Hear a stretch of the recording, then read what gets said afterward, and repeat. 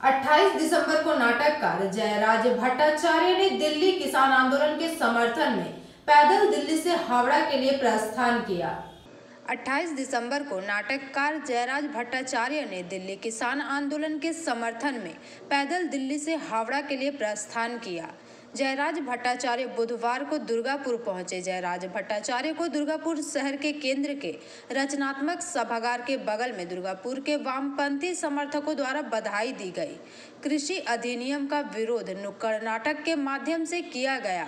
दुर्गापुर पूर्व के विधायक संतोष देवराय सहित प्रमुख लोग उस दिन उपस्थित थे। जयराज भट्टाचार्य एवं अन्य लोग सिटी सेंटर नंबर 2 से आसनसोल के माध्यम से दिल्ली के लिए रवाना होंगे।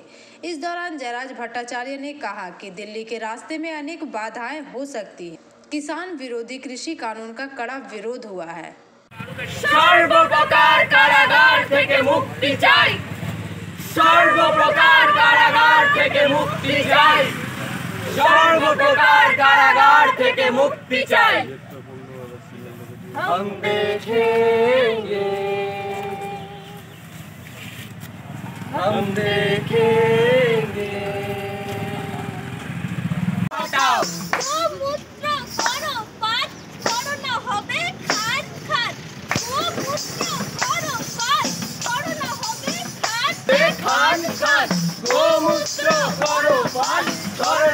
মেনে নিই ভারতবর্ষের কৃষক কমপ্লিটলি যারা সভ্যতা গড়ে তুলেছে, ভারতবর্ষ গড়ে তুলেছে, তারা ধ্বংস হয়ে যাবে, সেটা তারা বুঝতে পারছেন। এই বিলের ক্ষেত্রে এই প্রথমবার আমরা দেখতে পাচ্ছি প্রায় 500 সংগঠন কৃষকদের সবাই একটা ইস্যুতে অনড় হয়ে রয়েছে, কৃষি বিল প্রত্যাহার করতে হবে। কারণ তাছাড়া তারা বাঁচতে পারবেন না, এবং তারা যদি না বাঁচতে পারেন তাহলে আমরা কেউ বাঁচতে পারবো না, এটা তারা বুঝতে পারছেন। তার ফলে ধনী কৃষক সংহতি জানাতে যাচ্ছি, তাদেরকে বার্তা দিতে চাইছি যে এটা শুধুমাত্র তাদের লড়াই নয়, এই লড়াইয়ে সাধারণ মানুষ গোটা ভারতবর্ষ আসলে এই আন্দোলনের শরিক। পশ্চিমবঙ্গের মানুষও এই আন্দোলনের শরিক। এই আন্দোলনের প্রতি সংহতি জানাতেই আমরা যাচ্ছি। কতজন আছেন আপনারা? আমরা আছি কতজন বলতে আমরা আছি অনেকজন।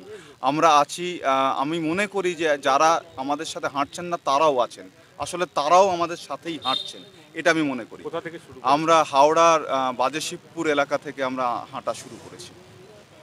বলছি, আন্দোলনের পাশে থাকতেই কি এই পথ চলা? হ্যাঁ, অবশ্যই আন্দোলনের পাশে থাকতে, আন্দোলনের সাথে থাকতে, আন্দোলনের শরিক হতে এই পথ চলা। কেন্দ্রীয় সরকারের কি বার্তা দেবেন?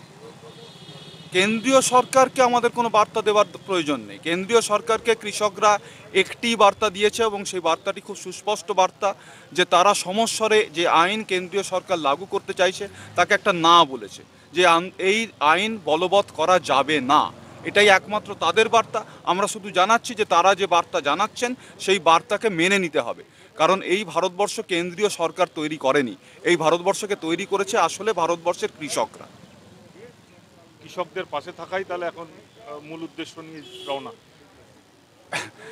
কৃষকদের পাশে থাকা আমাদের চাওয়া, কিন্তু আমাদের বলার কথা এটাও যে এটা আমাদের সৌভাগ্য যে কৃষকরা আমাদের পাশে থাকেন, তারা আমাদের খাওয়ান, সেই জন্য আমরা খেতে পাই দুটো ভাত।